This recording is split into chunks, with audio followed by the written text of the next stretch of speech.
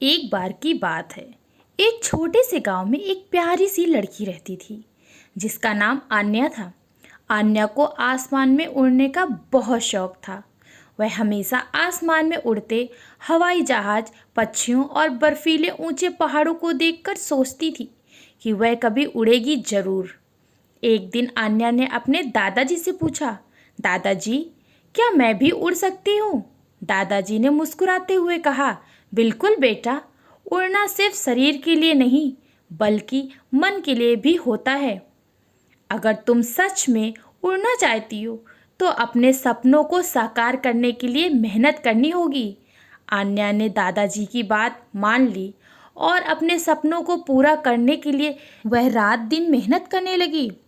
उसने पढ़ाई में बहुत मेहनत की और अपनी पढ़ाई को इंटरेस्टिंग बनाने के लिए भी एक्सपेरिमेंट किए, जिससे उसको पढ़ाई में इंटरेस्ट आए और वह मन लगाकर पढ़ सके, जिससे उसे जल्दी समझ आ सके।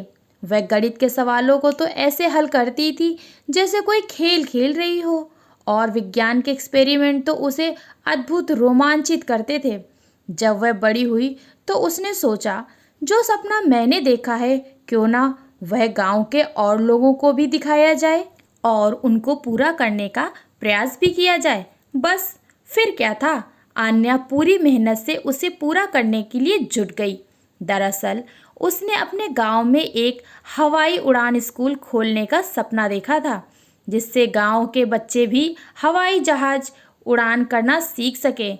उसने अपने गांव के बच्चों को भी यही सिखाया कि अगर हम मेहनत और लगन से काम करें तो हमारे सपने सच हो सकते हैं। आखिरकार अन्य की मेहनत रंग लाई और उसने अपने गांव में एक छोटे से हवाई उड़ान स्कूल की शुरुआत की। उसने अपने गांव के बच्चों को सिखाया कि कैसे हवाई जहाज उड़ाते हैं और उन्हें आसमान की ऊंचाइयों तक पहुंचाने का रास्ता भी बताया। आन्या के स्कूल की खबर अब दूर दूर तक फैल गई थी।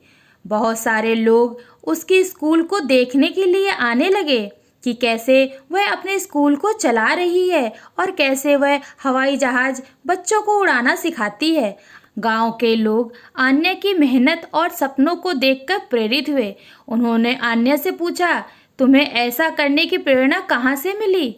आन्या ने हंसते हुए जवाब दिया, मुझे यह प्रेरणा मेरे दादाजी से मिली।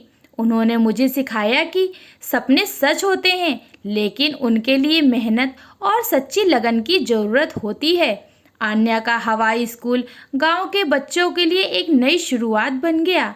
अब वे भी ऊंचाइयों को छूने का सपना देखने लगे और आन्या की तरह अपनी मेहनत और लगन से उसे पूरा करने लगे। इस तरह आन्या ने केवल खुद के सपनों को ही पूरा नहीं किया, बल्कि दूसरों को भी उनके सपनों को पूरा करने की प्रेरणा दी। उसने सिखाया कि सपने केवल देखने के लिए नहीं होते, बल्कि उन्हें साकार करने के लिए मेहनत और लगन से काम करना पड़ता है। तो अगर आपके भी सपने हैं तो कभी हार मत मानो, मेहनत करो, लगन से काम करो और अपने सपनों की ऊंचाइयों को छूने के लिए हमेशा तैयार रहो। आपके सपने सच हो सकते हैं, बस मेहनत और विश्वास जरूरी है। धन्यवाद।